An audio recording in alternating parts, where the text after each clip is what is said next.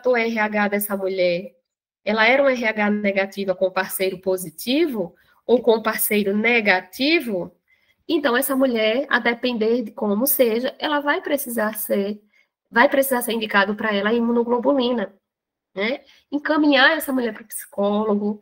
E a escala de Edimburgo, que é essa EPDS, vocês vão conhecer essa escala, que ela é aplicada, ela foi feita para ser aplicada no pós-parto, tá? Para a gente rastrear a depressão pós-parto.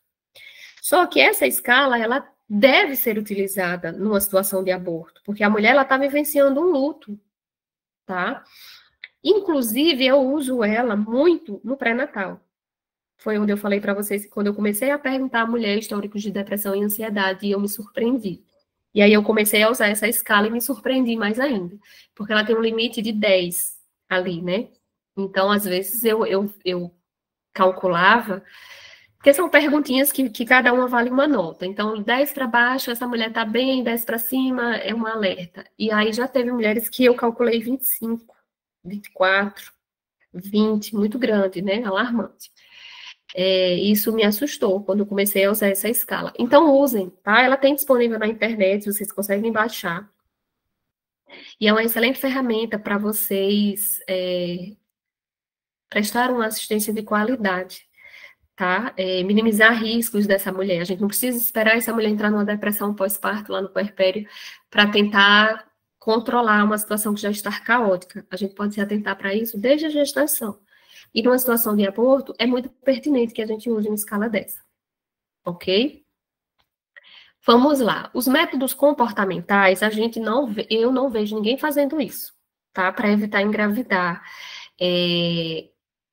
Exceto coito interrompido, que é algo que eu vejo bastante. Mas, assim, para evitar engravidar usando, por exemplo, o muco, a tabelinha, eu não vejo. Mas é algo que o manual traz, e aí eu trouxe para vocês, e acho que vocês já viram isso na aula de vocês passada, então eu vou passar rapidinho. Então, a gente tem a tabelinha, todo mundo sabe calcular a tabelinha? Sim, professora. Sim, professora. Sim, professora. Então, ótimo. A tabelinha, ela é muito boa para quem quer engravidar, né? Porque aí ela identifica aqueles dias de período fértil e tem relação naquele dia, então ela é muito boa.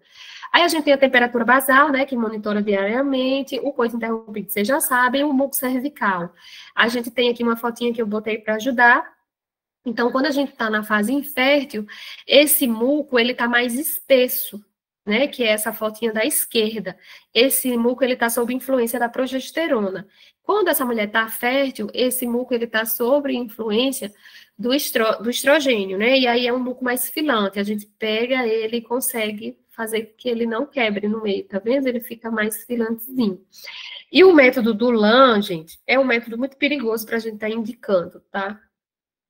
Esse método, ele tem algumas literaturas que trazem que é um método muito bom, o índice de Peele e tal, mas, na verdade, ele tem muita falha, porque ele precisa de muitos fatores, de tudo estar encaixadinho para poder dar certo. Então, essa mulher ela tem que estar em aleitamento materno exclusivo até os 6 meses, tá? Pós-parto, e a menstruação dela não pode ter descido. Mas é realmente um aleitamento materno exclusivo. A gente não pode estar intercalando isso com água, com chá, né? Ou geralmente bebês que usam chupeta, eles ficam muito afastados do peito, eles mamam muito menos. Então, é um bebê que está sempre ali grudadinho no peito, que tem mamadas muito regulares durante todo o dia e durante toda a noite, tá? Então, mesmo que seja exclusivo, mas essa mulher começou a menstruar, a gente já não tem um risco muito maior, tá? Tem que estar em amenorreia. E o que é o índice de Peele, gente? Esse índice, ele mede a eficácia de um método, tá? Então, é o número de falhas que ocorrem com a utilização de determinado método ao fim do ano em 100 mulheres. Então, quanto menor esse índice for, mais esse método é mais eficaz. Quanto maior o índice de Peele for, a gente tem um risco maior dessa mulher engravidar com o método. Então, toda vez que eu vou prescrever um medicamento anticoncepcional para uma paciente, eu preciso buscar passar para ela aquele que tem um índice de Peele menor possível, o mais próximo a zero. O ideal era que tivesse zero, né? Mas a gente não tem nada perfeito no mundo, então a gente não consegue zero. Mas o mais próximo possível de zero, tá? E aí, esse índice, ele sofre influências dessa questão do uso típico. Então, o que é o uso típico? É a influência que os anticoncepcionais sofrem, vamos dizer assim, de condições que podem diminuir a eficácia dele. Por exemplo, eu esqueci de tomar, depois que eu tomei, eu vomitei. Durante 3 dias que eu tomei o anticoncepcional, eu tive diarreia, pensando nos orais, né? Então, essas influências aí, a gente chama isso de uso típico. Esse uso típico, ele vai interferir no índice de PIO, tá? Que aí eu vou mostrar para vocês, ó. Então, a gente tem aqui a tabela do índice de PIO, lá no manual roxinho a gente tem ele, certo? E aí a gente tem, por exemplo, o preservativo feminino, pensando no uso típico, o índice de PIO dele é 21. Olha como é alto. Então, o que a gente quer é um método que o índice de PIO seja o mais próximo possível de 0, né? Então, a falha desse método é muito grande. Do preservativo masculino, a mesma coisa. Porque a gente coloca esse preservativo na carteira, porque a gente usa vencido sem observar a data de validade, né? Tudo isso vai interferir, tá? Então, um dos melhores que a gente tem, lógico, tem a esterilização, que é muito bom, né? Mas um dos melhores que a gente tem é o DIU de cobre. Você vê que é 0,8, né? E um que não tá aqui, que é aquele implante. Aquele implante é o que tem um menor índice de PIO. Deu para vocês entenderem sobre o índice de PIO?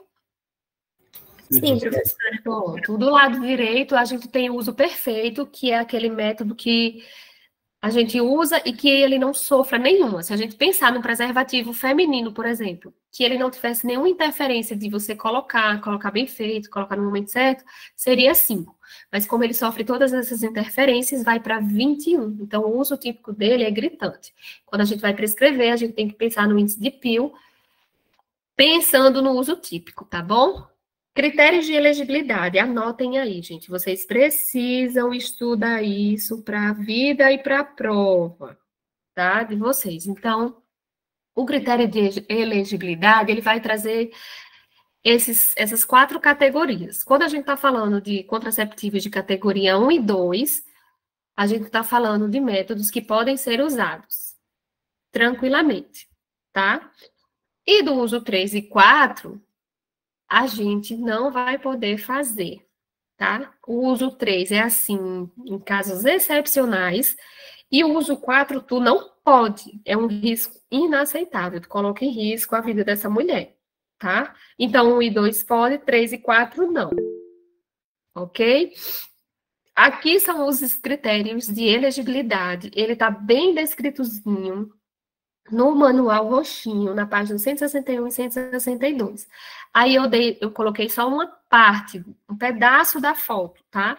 Mas ele é frente e verso a página. E aí isso vocês precisam decorar, aprender, estudar, não sei, mas tem que estar na cabeça de vocês, certo? Na consulta, a gente pode até imprimir ele, levar, botar lá debaixo do teclado, que vai ajudando a gente nesse período que a gente está estudando, porque ninguém é um HD.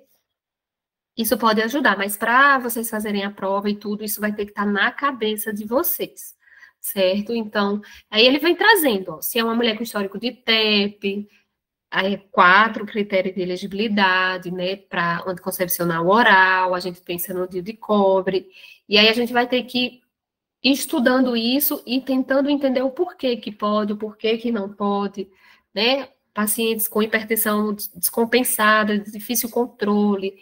Então, o oral também já não é indicado. A gente vai. Os DIUs, eles são. Os DIUs de cobre é o que é mais liberado, é o que tem mais a categoria 1. São os de cobre. Certo? Vamos para os métodos agora. A gente divide esses métodos em reversíveis e irreversíveis. Os reversíveis, a gente tem os comportamentais, que são aqueles sintotérmicos que eu falei para vocês, que é a tabelinha, muco e a temperatura corporal.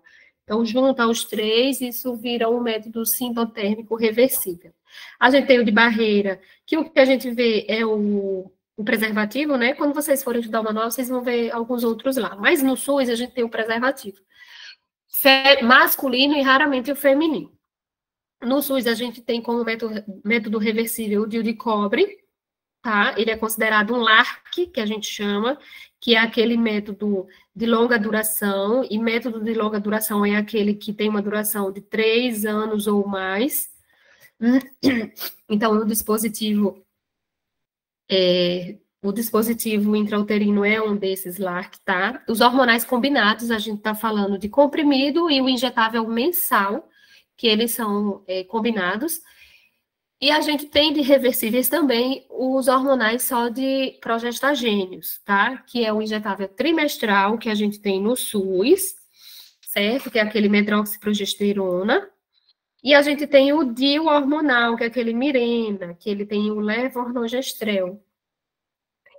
Que eu nunca trabalhei com ele em SUS, nunca trabalhei nem com COPRE, né? Então, nunca vi ele no SUS.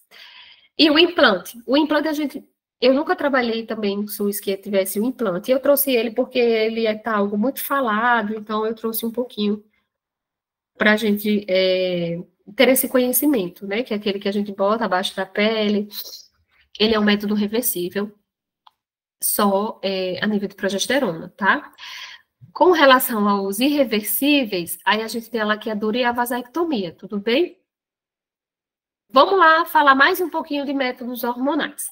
Então, quando a gente está falando dos hormonais combinados, né? Então, a gente tem o anticoncepcional hormonal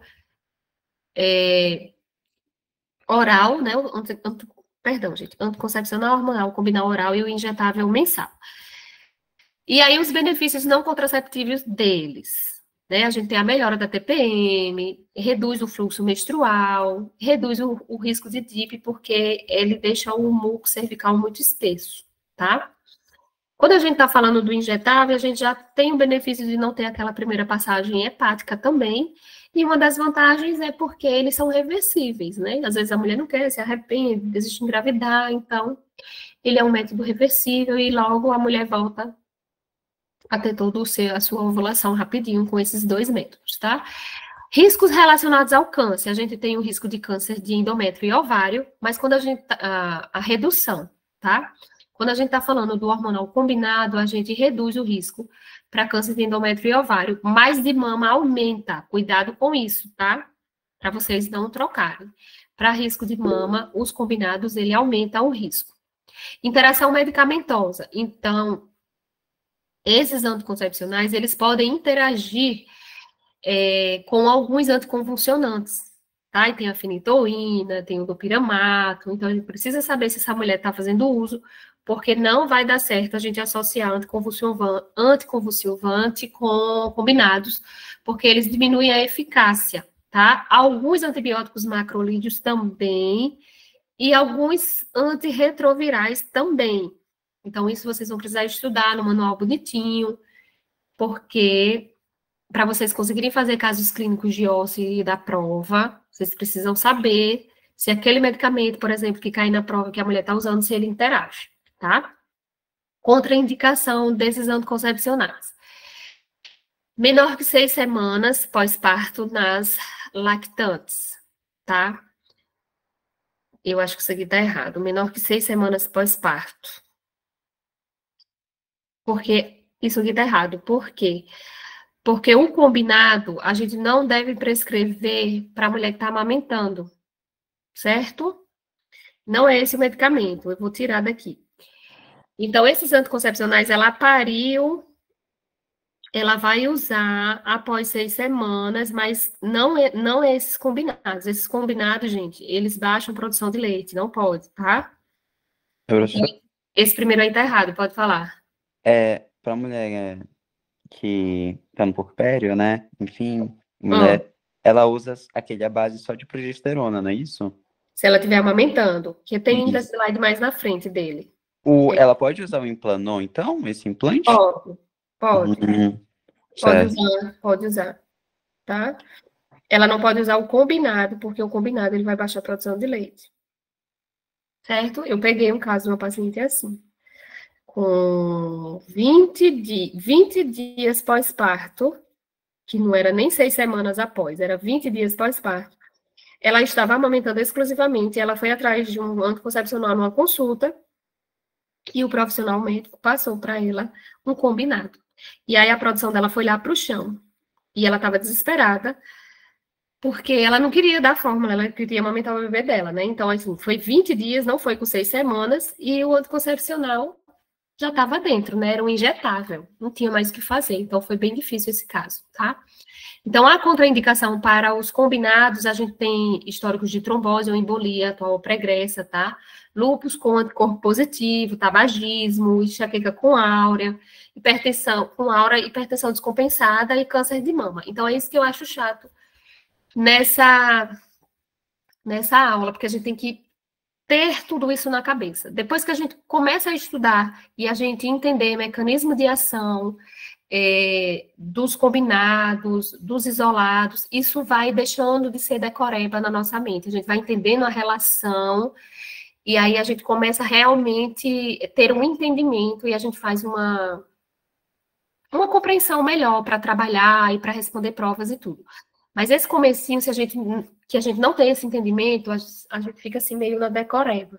Então, por isso, vocês precisam estudar para quebrar esse negócio de, eu tenho que decorar para fazer a prova. Vocês têm que realmente saber o porquê que contraindica, né? Por que na trombose não pode, por que na hipertensão descompensada não pode. Precisa trazer esses entendimentos, tá bom? Saber, conhecer bonitinho. E é uma das coisas que a gente vai trabalhar na nossa prática da semana que vem, por isso eu não vou abordar aqui hoje, tá? E na aula da 3, que vocês acho que vocês não tiveram ainda, ela também vai trazer um pouco sobre esses mecanismos de ação para vocês entenderem melhor, certo? Professora? Oi. Pode voltar lá no slide anterior? Posso. Eu não entendi por que essa primeira contraindicação está errada. A senhora pode explicar de novo? Porque o anticoncepcional combinado, ele não é indicado para lactante, porque ele baixa a produção. Mas no caso não está certo aí, não? Não, porque ela não é lactante. Está dizendo que é uma contraindicação. Porque é contraindicação, é verdade. Eu fiquei confuso. Isso, é ótimo que você fez essa observação, porque aí corrigiu o meu erro, foi um erro meu, tá certo, é verdade, é contraindicado, mas é porque quando eu botei aqui menor que 6 semanas, eu me liguei na data só, eu tenho que tirar essa data, então a gente não pode para lactantes, isso, essa data que me atrapalhou, que aí eu fiquei menor que 6 semanas, mas não me atentei a isso, então eu vou tirar essa data para manter, tá? Tá certo a questão da lactante, porque é contraindicação. Agora, esses 6 semanas não precisa estar aí, porque é totalmente contraindicado, seja 6 semanas, 4, 10, é contraindicado. Se ela está amamentando, a gente não prescreve, tá bom? Certo, obrigado. Obrigada pela observação, viu? Vamos para os hormonais só de progesterona, gente. O que é que a gente tem no SUS? Eles são verdinhos assim, ó, eu trouxe a foto para vocês enxergarem. Lá dentro do post, a gente tem eles, as caixas são bem parecidas, a gente tem que realmente se atentar ao nome. Só de progesterona, na atenção básica, a gente tem a mini pílula, que aí sim tem a indicação da mulher que está amamentando, ela tem essa opção de usar. Eu não gosto de prescrever a mini pílula, só quando a mulher fala assim, então, eu quero realmente comprimido, é algo que eu me adapto, que eu gosto, mas eu não gosto de prescrever, porque uma mulher no puerpério, gente, é muito difícil. A mulher, ela não tem tempo para nada. E aí ela esquece muito de tomar, tá? Então, geralmente eu vou para o injetável, se for tudo bem para ela, né? Só quando ela me pede a mini pílula que eu prescrevo, mas é algo que eu não gosto muito, porque as mulheres, elas esquecem muito. Certo? E aí tem essa questão da desvantagem de ter que ingerir, não basta só ter que ingerir todo dia, ainda tem que ingerir em horários rígidos, no mesmo horário certinho, tá? Aí o trimestral, que é aquele a cada 90 dias, a contraindicação é se essa mulher tiver câncer de mama atual ou prévio, cirrose, lúpus com anticorpos positivos. Veja só, essa contraindicação, ela é para todos que estão aqui. Mini pílula, injetável trimestral e o implante, tá? Todos esses. Se ela tiver histórico de câncer de mama atual ou prévio, cirrose, lúpus, ela não pode, tá bom? A mini pílula, a indicação é se estiver amamentando. O Medrox, de 150 miligramas, ela pode usar amamentando ou não, tá? Eu gosto muito dele, na verdade, é um dos métodos que eu mais gosto. Porque a mulher só vai tomar a cada 90 dias. E é excelente para adolescente, apesar da gente ter essa questão aí da desvantagem, que quando tu vai lá na bula do Medrox, tu vê que ele traz essa situação da desmineralização óssea. E aí tem alguns autores que falam para a gente evitar prescrever para adolescente. Mas tem estudos que mostram que na hora que tu tira o anticoncepcional, a gente tem essa recuperação. Ela volta ao padrão normal. Por isso, os manuais, eles indicam o Medrox para adolescentes. A gente não tem essa contraindicação por conta da desmineralização óssea, tá? Então, vocês podem até ver aí algum profissional falando que não prescreve por conta disso, tá? Mas os manuais, eles não contraindicam, certo? E uma das desvantagens dele é porque o retorno do ciclo, ele demora muito para voltar. Às vezes, tem mulheres que passam, em média, 18 meses, que interrompem a medicação para voltar esse ciclo. Então, isso é uma desvantagem. E esse método, geralmente, a mulher ou entra em amenorreia, ou no começo, ali, nos primeiros meses, ela tem muito escape, ela tem um ensangramentozinhos. E aí, às vezes, elas não gostam disso. Mas é algo que a gente precisa falar para ela que pode acontecer. E com o passar do tempo, isso tende a cessar. A maioria das mulheres que fazem uso do trimestral, elas entram em amenorreia. Elas sangram um pouquinho no começo e depois entram em amenorreia. Então, é um excelente método para aquela mulher que fala que não quer menstruar. Tem mulher que não gosta de menstruar de jeito nenhum. Então, é um método que a gente pode lançar mão. Tá bom? E o implante de levonorgestrel, também ela pode amamentar ou não, que foi a pergunta do aluno. E a gente tem que observar, gente, se é uma mulher com obesidade, tá? Porque ele diminui a eficácia na presença da obesidade, o implante, viu? Então tem que ter cuidado com isso. Eu até botei uma fotinha aqui, que se ninguém nunca viu, ele é bem pequenininho, a gente coloca lá, abaixo da pele. Antigamente era 1 ano só que eles duravam, hoje a gente já tem com 3 anos, ok? Vamos para o DIU. A gente tem o DIU, que é mais encontrado dentro da atenção básica, que é o DIU de cobre, certo? Eu nunca, esses anos todos que eu trabalhei em posto, eu nunca tive a oportunidade de estar numa unidade que colocasse DIU. Agora tá mais fácil, né? E ainda mais com a questão do COFEM, que liberou a inserção de DIU por enfermeiros, muitos municípios fizeram compra e tudo. Tá mais fácil, mas antes era muito difícil. Primeiro, que o município tinha que comprar, segundo, que tu tinha que ter um profissional que fosse habilitado para inserir, né? Então, aqui no posto de Jatobá, quando eu cheguei, tinha uns lá, mas não tinha nenhum profissional habilitado para colocar, eu tive que devolver, certo? Então, o DIU de cobre, ele tem uma duração de 10 anos, né? O hormonal é de 5 anos. As vantagens do DIU de cobre, ele é um LARC não hormonal, tá? A ação dele é pela liberação do cobre mesmo, certo? A outra vantagem do DIU hormonal é porque ele é um LARC hormonal. Por que é vantagem o LARC? Porque ele é de longa duração, né? 3 anos ou mais. Então, isso é a vantagem do uso do DIU, seja de cobre ou seja hormonal. Qual que é a desvantagem do DIU de cobre? Ele aumenta o fluxo menstrual e a cólica, né? Causada pelo efeito da liberação desse cobre no útero, porque ele causa uma inflamação ali naquela região. Essa liberação do cobre, ele causa uma inflamação no útero e aí ele acaba aumentando esse fluxo, essa cólica na mulher. E a desvantagem dos DIUs é que a gente tem a questão do aumento do risco da perfuração uterina, tá? Contraindicações, vamos ver se eu coloquei certo esse. 48 horas, até 48 horas pós-parto, a gente pode colocar esse DIU, tá? Depois de 48 horas, até 4 semanas, a gente não pode colocar mais. Então, pariu, ela deseja botar até 48 horas pós-parto, eu posso.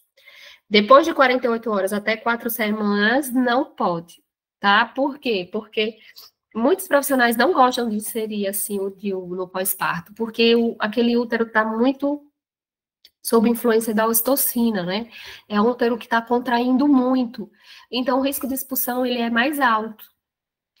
E aí, não é algo que eu vejo muito. Não tenho muita vivência. É muito difícil chegar uma mulher que colocou DIU logo assim, no pós-parto, 48 horas antes pós-parto. Geralmente, os profissionais gostam de colocar mais para frente. Mas, assim, tem essa indicação e se a mulher desejar, a gente pode fazer, tá bom? Outra contraindicação é se essa mulher teve sepse puerperal, se ela tem um sangramento vaginal inexplicado, se ela tá com a DIP, se ela tá com a cervicite, né? O câncer de colo, claro que ela não vai colocar. Anormalidade de cavidade uterina, se tem alergia ao cobre, é extremamente importante a gente perguntar isso, e pólipo uterino, certo? Já no DIU hormonal, a gente vai usar essas mesmas contraindicações do DIU de cobre, exceto a alergia ao cobre, né?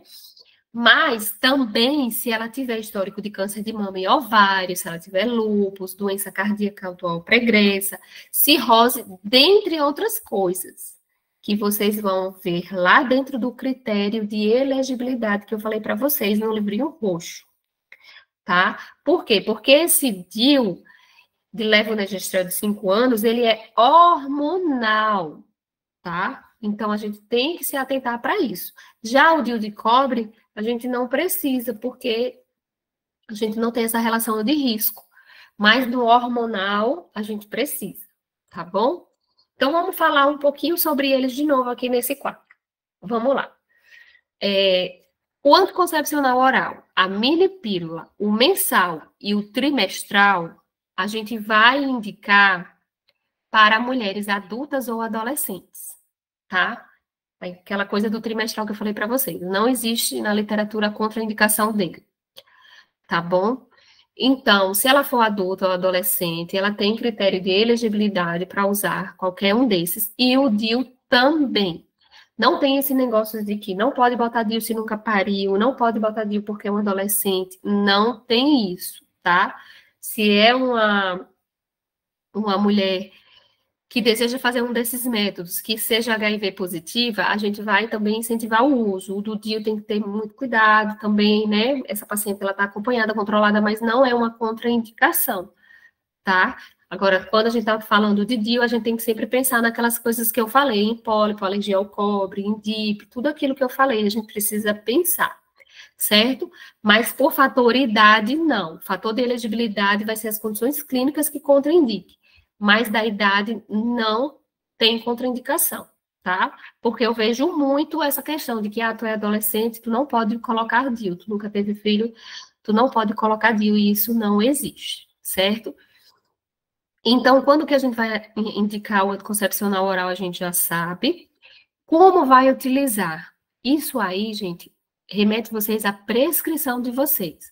Como que eu vou prescrever esse anticoncepcional oral para essa paciente? Você vai escrever lá no prontuário que ela deve iniciar o método do 1º ao 5º dia do ciclo menstrual, tá? Todos os dias um comprimido ao dia, e ela vai fazer um intervalo de 7 dias nessas cartelas, certo? Porque eu vejo também o povo falando assim, tu só pode tomar no 5º dia da menstruação. O manual, ele não traz isso. Do 1º ao 5º, ela pode começar todos os dias, faz um intervalo de 7 dias. Vamos lá. Ela tomou o último comprimido dela numa sexta-feira.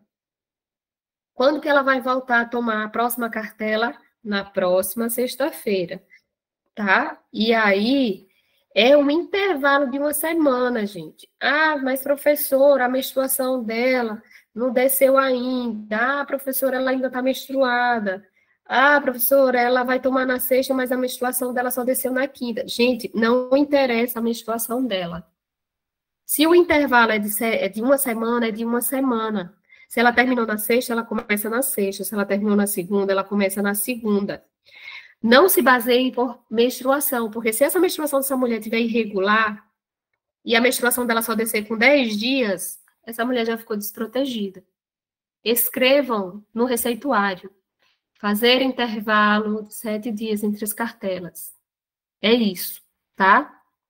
Ela pode iniciar no meio do ciclo, não é contraindicado, mas pode provocar alterações menstruais. Então, 1º dia ao 5º, ela começa, ótimo, certo? Quais são os efeitos colaterais? Quando a gente está falando de efeito colateral, a gente tem tudo muito parecido, exceto o do DIU, certo? Então, quando a gente está prescrevendo combinado, oral, injetável, trimestral, mensal, todas elas podem apresentar alterações no ciclo, náusea, vômito, alteração no peso, no humor, acne, sensibilidade nas mamas, cefaleia comum, dores de cabeça, com enxaqueca, dor aguda na parte inferior do abdômen, isso acontece muito. Elas falam assim, eu estou sentada, quando eu levanto rápido, me dá uma dor empontada no abdômen. Isso é muito comum de pacientes que usam anticoncepcional.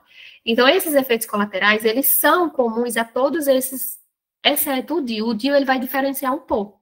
Essa mulher vai ter uma alteração de menstruação, dor aguda no baixo ventre, mas ela vai ter mais cólica, tá? Se ela tem um fluxo muito alto, ela tem risco de anemia e perfuração de útero também, tá bom?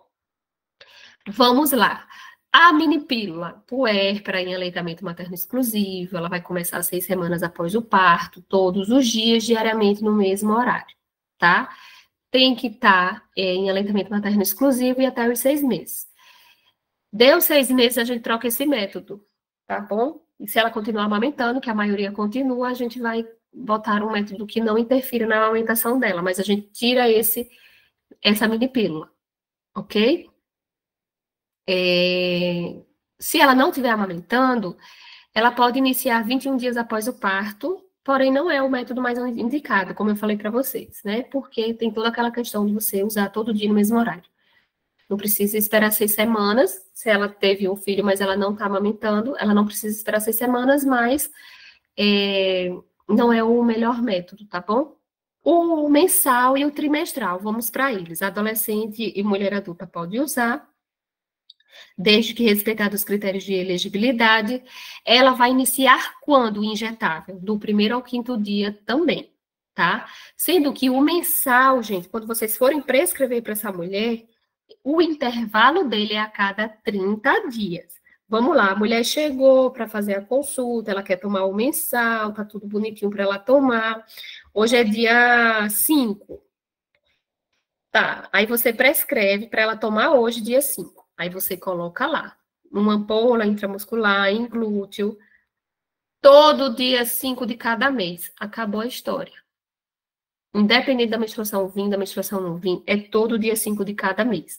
Não oriente essa mulher a esperar essa menstruação descer para ela tomar o próximo, porque se essa menstruação desce com 39 dias, ela ficou. Aí, se você prescreveu para ela tomar dia 30 e desce com 39 dias, ela ficou 9 dias desprotegida. Tá bom? Certo? O trimestral, mesma coisa, 1º ao 5º, e o intervalo a cada 90, tá? A puérpera pode usar o trimestral, mas não deve usar o mensal, que é o combinado, né? Mas o trimestral, que é isolado, ela pode 6 semanas após o parto, tá bom? É importante, gente, essa tabelinha, porque isso aqui é o que acontece lá no consultório, tá?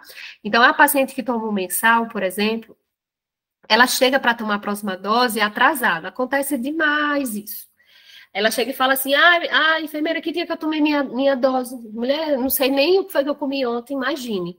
Então, elas têm muito essa confiança na gente. A gente tem que pedir para ela guardar essa receita, registrar no prontuário, porque isso se perde muito, principalmente se for adolescente, tá? Se ela atrasar o mensal dela, ela pode tomar até 7 dias de atraso. Eu não gosto de dizer isso para paciente. Eu coloco bonitinho a data dela tomar lá na receita.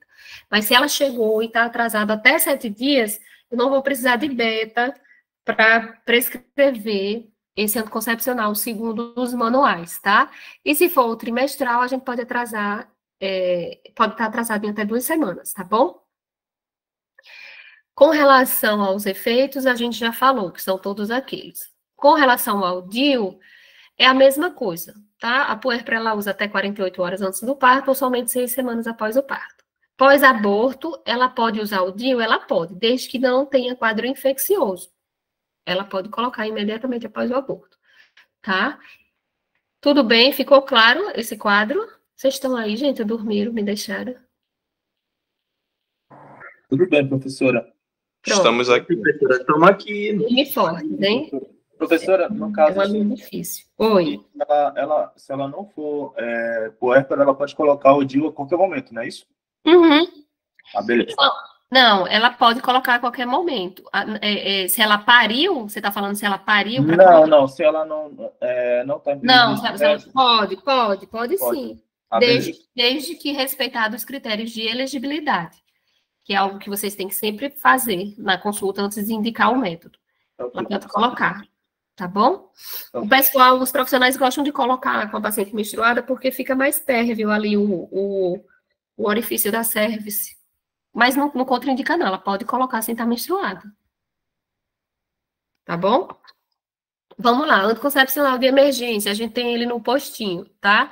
A gente tem um que é dose única, que é com essa miligramagem maior, tá? Então, o indicado é que ela use o mais rápido possível, após a relação desprotegida, tá? Mas ela pode usar até 5 dias. Até 5 dias dessa relação desprotegida pode fazer uso, mas a eficácia, ela vai diminuindo muito, tá? E aí a gente tem também essa outra apresentação aqui, que é um comprimido numa miligramagem menor, mas são 2, né? Então, ela toma o mais precoce possível da exposição sexual desprotegida, e 12 horas depois ela toma o outro. São 2 comprimidos. Então, a gente tem, às vezes vende um comprimido, às vezes vende 2 para o posto. Iniciar preferencialmente nas 72 horas, certo? Aí eu printei aqui essa parte do manual porque ele tem essa nota interessante embaixo. Ele fala que esse anticoncepcional de emergência, ele pode ser usado via vaginal, caso a mulher esteja desacordada. Aí aqui é um pouco complexo, né? Porque para a gente fazer isso, a gente precisa ter conversado com essa mulher antes. A gente entende que a gente conversou com ela antes, e aí lá, sei lá, no meio ela desmaiou, e a gente já teve essa conversa que ela tem o desejo de usar, porque de repente se é uma mulher que ela diz, não, mas eu não quero um medicamento para evitar a gravidez, se eu estiver grávida, se acontecer, eu não quero que mexa. Eu vim para tomar as outras medicações, ter as outras assistências, então tem que ter cuidado com isso, tá? E uma outra coisa também é que o DIU de cobre, ele é considerado como um método de emergência, tá? Porque a partir do momento que tu coloca ele, o cobre, ele tem uma ação imediata nas paredes do útero, tá?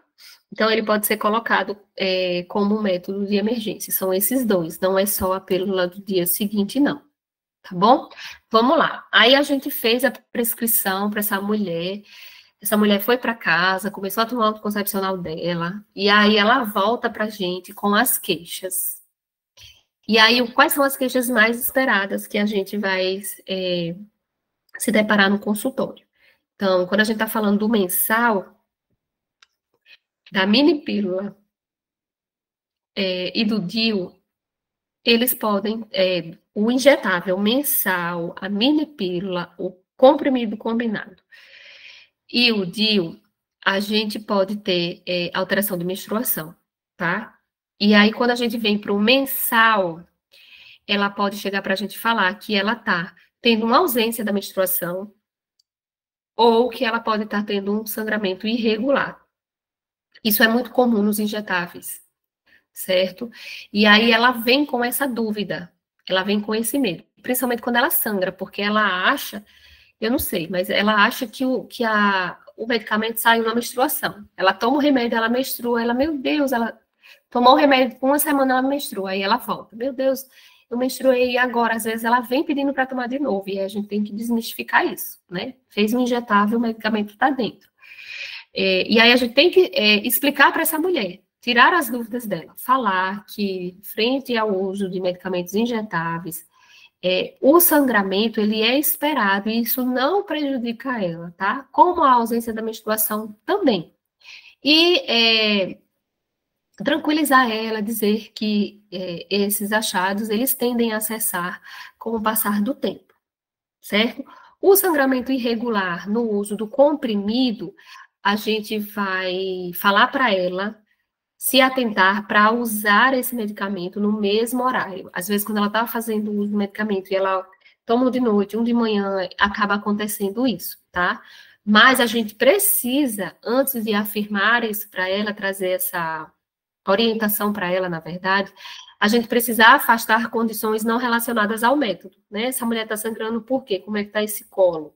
né? Será que está um colo adoecido, está com um colo com algum processo de IST nesse colo? Então, a gente vai afastar, perguntar se ela sangra pós-relação, se ela está com alguma outra queixa, corrimento, lá. Se está tudo bem, faz o exame especular e está tudo bem, a gente traz essa informação de que ela comece a usar esse medicamento certinho no horário correto, tá? Menstruação intensa e prolongada é algo que pode acontecer com o DIU, então a gente precisa tranquilizar, dizer que é esperado, e com o passar de alguns meses, isso tende a melhorar. Se é uma paciente que está logo nos primeiros meses sangrando muito, está fazendo um quadro de anemia, tem alguns manuais que sugerem a suplementação do ferro. Outros manuais falam que não tem essa relação desse sangramento do DIU com a anemia, mas tem manual que traz essa orientação de que você pode suplementar. Professor, o que é que eu faço quando um manual fala uma coisa e o outro manual fala outra? A gente pode caminhar entre um e outro ali, né? Que a gente vai estar dentro de alguma orientação, de algum respaldo do manual do Ministério, tá bom? Mas eu vejo muito na prática, eu vejo muito profissional médico prescrevendo, quando está com fluxo muito intenso, a mulher tem muita alteração no hemograma, eles passando, tá? Tem a suplementação e tem dose de tratamento, aí depende do resultado do hemograma. O combinado e a mini pílula, ele é muito comum causar náusea e tontura. Então, se a paciente ela volta dizendo assim, nossa, eu não estou conseguindo me adaptar a esse medicamento porque eu estou tendo muito enjoo, fico muito tonto. Então, uma opção é você sugerir ela ingerir o comprimido ao deitar ou na hora da refeição, que elas tendem a ter uma melhora. O combinado e a mini pílula também pode trazer alteração do humor e da libido. Se isso ocorrer, aí a gente pode considerar o uso contínuo da cartela, tá? Combinado oral, injetável mensal e trimestral pode dar cefaleia comum. Se ocorre no intervalo entre o método, você pode considerar um uso contínuo e pode sugerir um analgésico também. Se apresentar uma persistência do quadro, você pode pensar em trocar o método dessa paciente. Então, se ela chega muito queixosa, já fez as orientações que você deu e ela não tem melhora, aí a gente pode pensar na troca do método, tá? Não pode deixar essa mulher sofrendo o tempo inteiro. O DIU vai ser a dor aguda na parte inferior do abdômen, que é uma situação que elas podem relatar muito. Então, a gente precisa afastar a gravidez ectópica, a gente precisa afastar DIU, realizar um exame abdominal e pélvico. O pélvico contempla o bimanual. Se a gente tiver suspeita de perfuração pelo DIU, vamos encaminhar essa paciente para remover esse DIU com um profissional experiente, tá? Com relação aos métodos definitivos, a gente tem a laqueadura e a vasectomia. Ele vem com a proposta de garantir uma maior autonomia reprodutiva das pessoas, no caso dessa lei nova de 2022, que altera a de 1996. Então, essa lei nova, ela vem com essa proposta de garantir uma maior autonomia, tá? Reprodutiva das pessoas. E o que mudou dessa nova com relação à de 1996? Olha como é antiga. Então, basicamente, é que o parceiro não necessita de assinatura, que essa mulher não precisa de assinatura do parceiro, tá? E a redução da idade mínima para o procedimento, que era de 25 anos e agora é para 21. E também tem a possibilidade da laqueadura durante o parto, desde que manifestado o desejo 60 dias antes da data provável de parto dessa mulher. Então, se ela chega na semana de parir ou se ela chega no dia do parto com o desejo de laquear, a nova lei do planejamento não garante, tá? Mas se ela faz todo esse trâmite lá no pré-natal, vocês vão ver isso. Quando vocês estiverem no post, ela vai dizer, eu queria laquear. E aí vocês vão ver a conduta como é lá. Dá todo o encaminhamento para essa paciente fazer os trâmites. Ela tem que ir para a assistente social, ela tem que ir para a ginecologista, tem que pegar laudo dos dois, e ser tudo documentado 60 dias antes da data provável do parto, tá bom? Situações especiais, a mulher engravida com DIU, o que é que a gente faz? Então, primeiro a gente precisa afastar a gravidez ectópica, tá? E a gente pode pensar, junto com essa mulher, junto com essa família, em retirar esse DIU, se a gente visualizar o fio do DIU e se essa idade gestacional for menor que 12 semanas.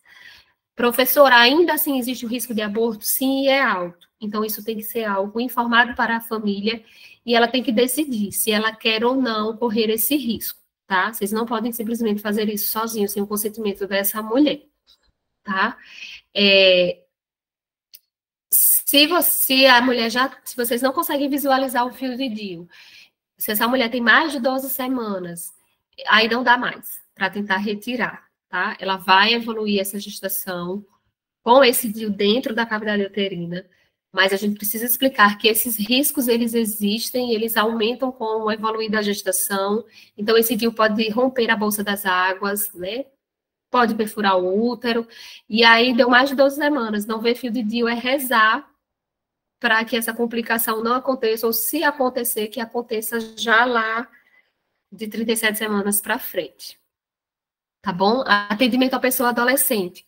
Gente, isso aqui, na minha vivência, daqui do município, já vi muitos casos de não volte para sua casa, volte com seu pai ou volte com a sua mãe, tá? Então, o atendimento da adolescente ao planejamento reprodutivo, gente, isso é garantido por lei, tá?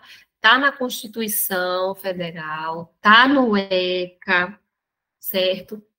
Então, essa adolescente, ela tem o direito de ser atendida, de ter o sigilo na sua consulta, de vir desacompanhada, exceto em casos especiais, né?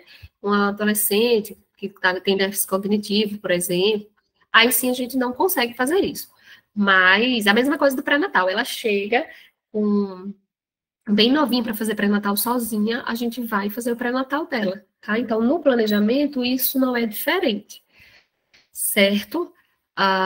Já aconteceu, inclusive, comigo, não foi aqui, mas aconteceu de uma mãe, ela ir no posto, e aí ela chegou lá e falou assim, eu quero saber se a minha filha está vindo aqui pegar a injeção, de evitar, ela falou assim.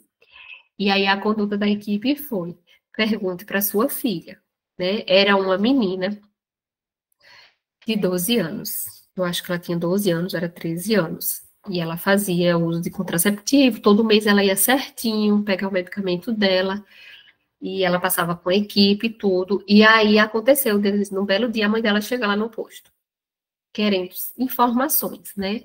E aí a gente precisa ter esse cuidado, tá bom?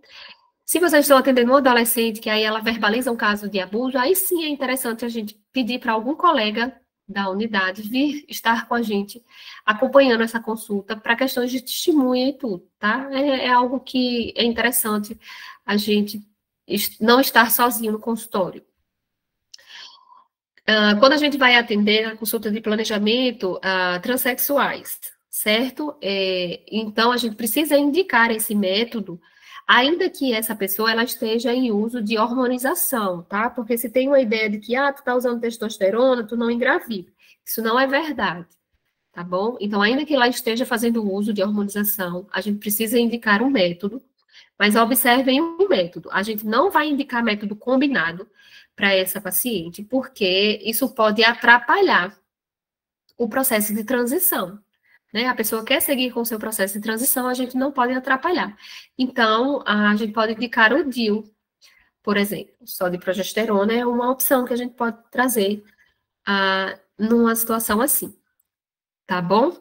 Aqui eu trago um modelinho de prescrição que eu falei para vocês, gente. Quando a gente for prescrever, a gente vai botar o nome da paciente, a gente tem que colocar o nome do medicamento, tá?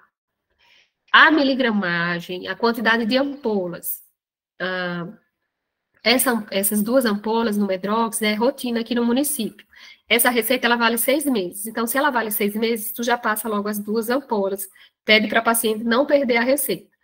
Então, coloca lá, uma ampola intramuscular, em glúteo profundo. Podem printar essa tela. Em 1/6, por exemplo, e repetir em 1/9.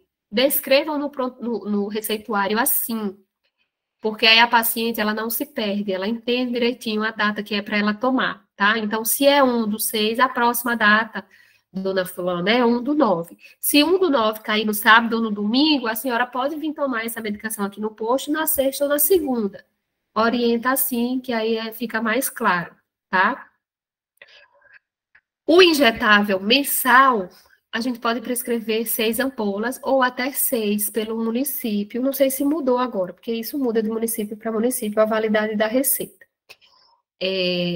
Mas, cuidado com esse intervalo, tá? Então, se você está iniciando um método, não passe 6 ampolas para paciente, para você só ver essa paciente daqui a 6 meses. Porque a gente precisa ver os efeitos colaterais, as queixas, como que está o corpo dela se adaptando à medicação.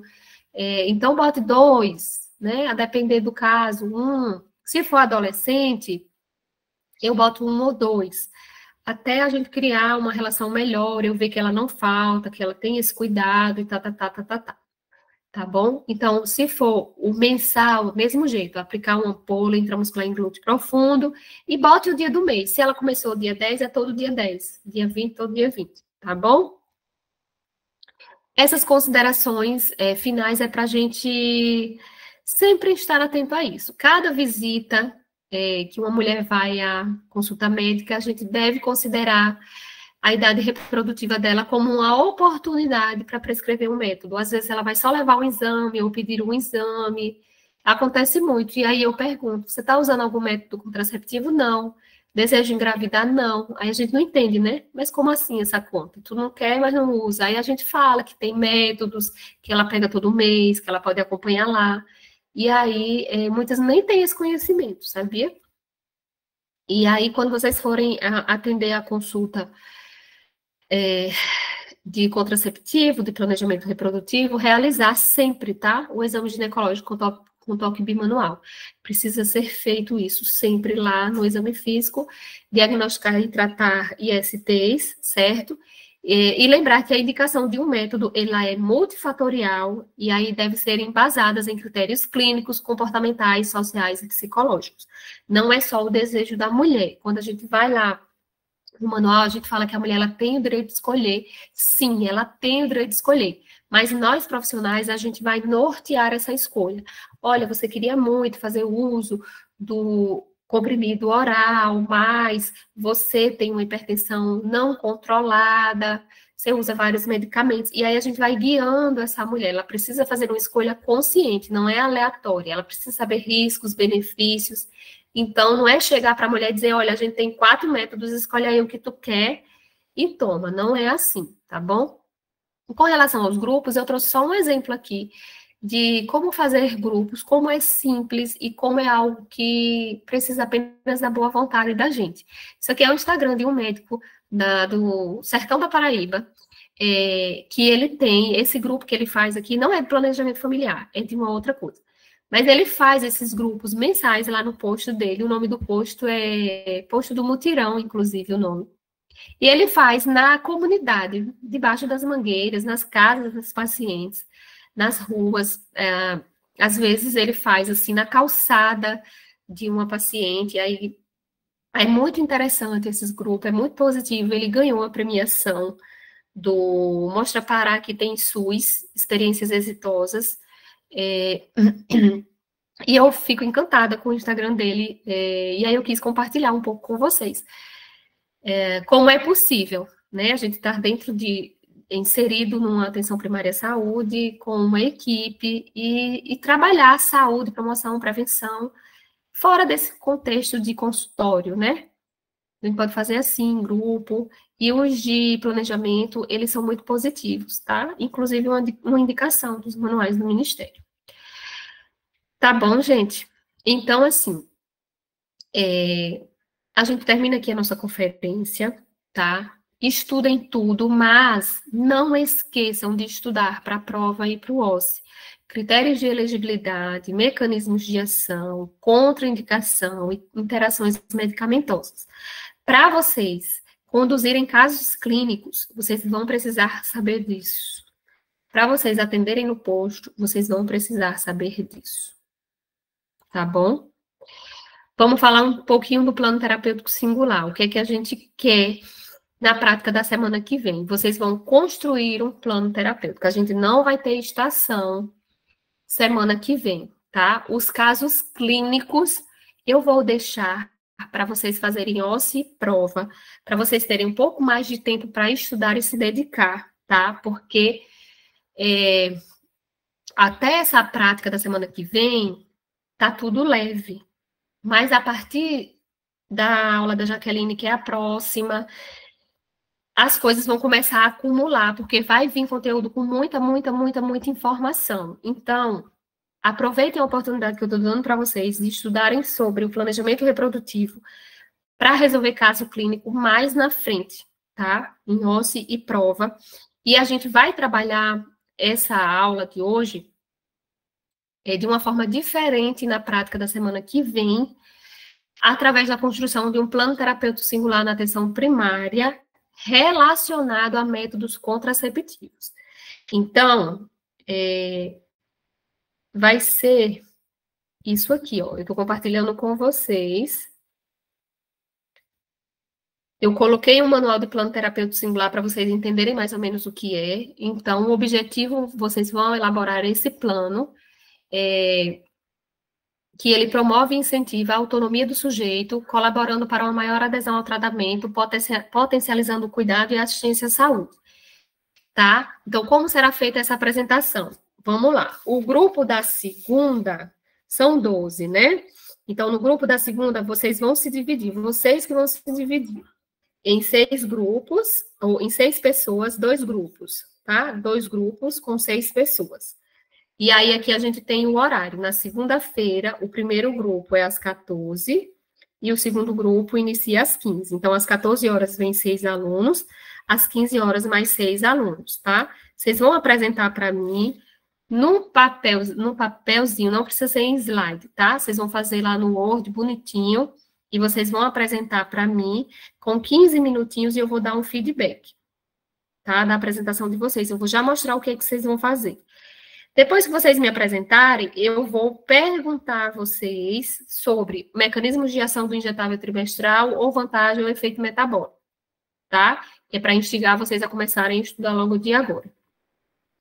Na terça, serão 4 grupos, tá? Um de 8, um de 9, um de 10 e um de 11. Então, os 2 primeiros grupos vai ser 7 alunos com 6 alunos, depois o terceiro com 7 alunos, o quarto com 6 alunos, certo? Mesma coisa, 15 minutos para apresentar, eu vou dar uns 5 minutos de feedback, e aí depois eu vou perguntar a vocês sobre um desses. Estudem sobre eles. Na quarta, são 2 grupos, um de 8 e um de 9, a mesma coisa.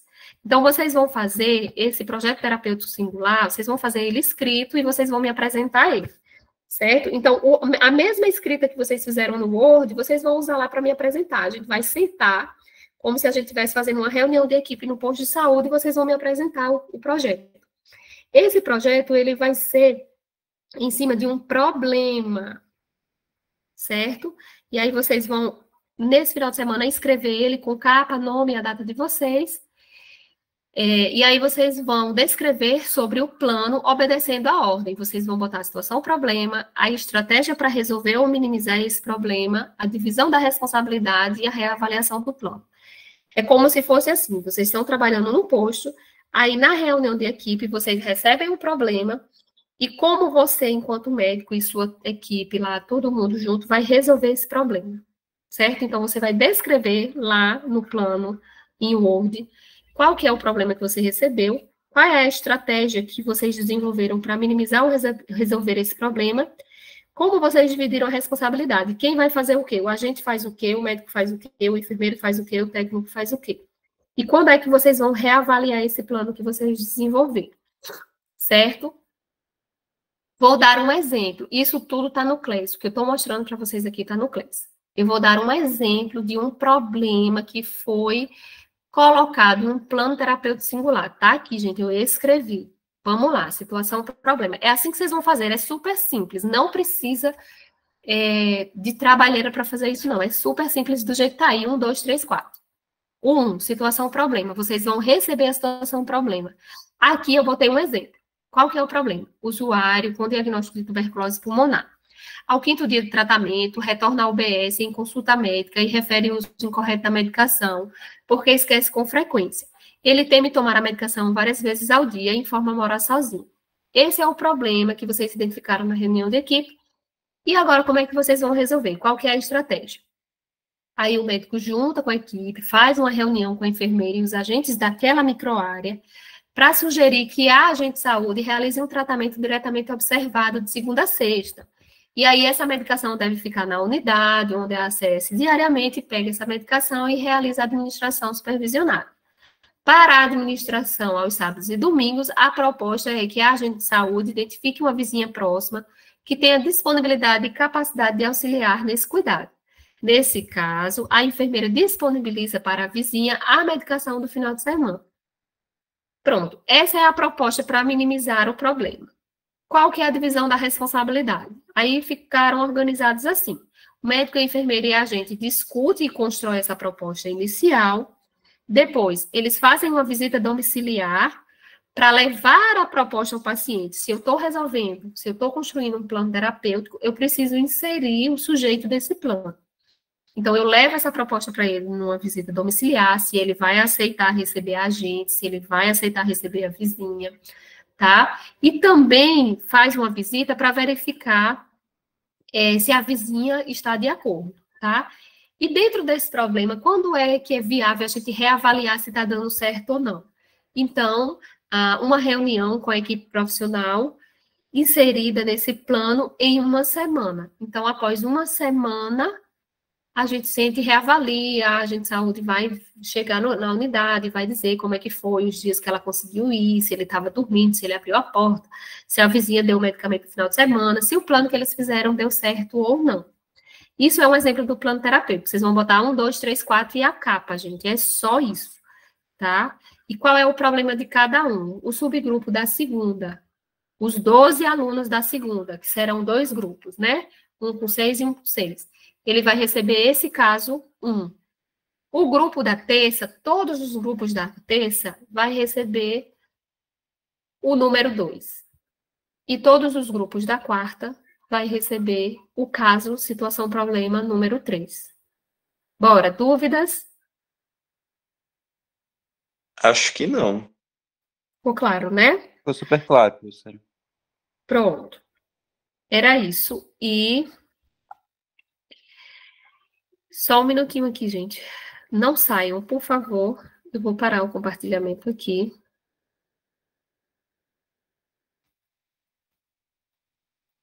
Puxar da aula, né?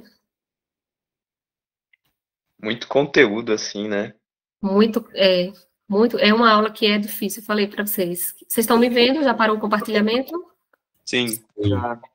Tá, aguardem só um minutinho.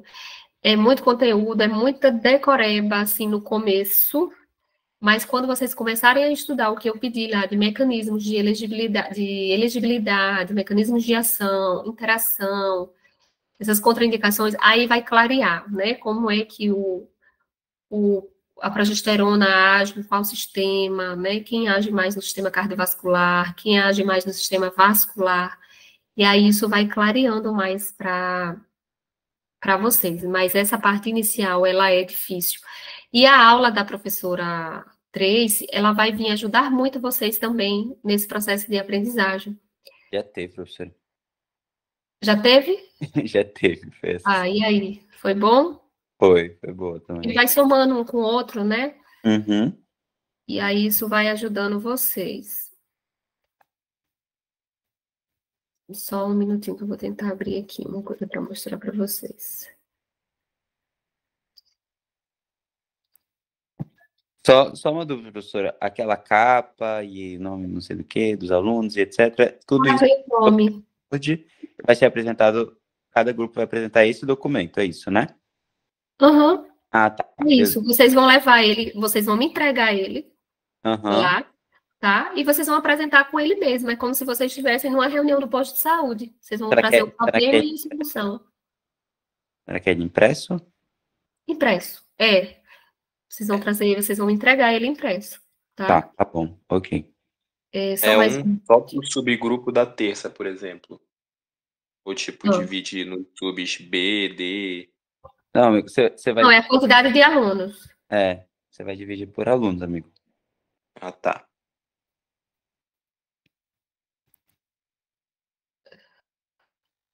Pronto. Veja aí se vocês conseguem assinar esse forms no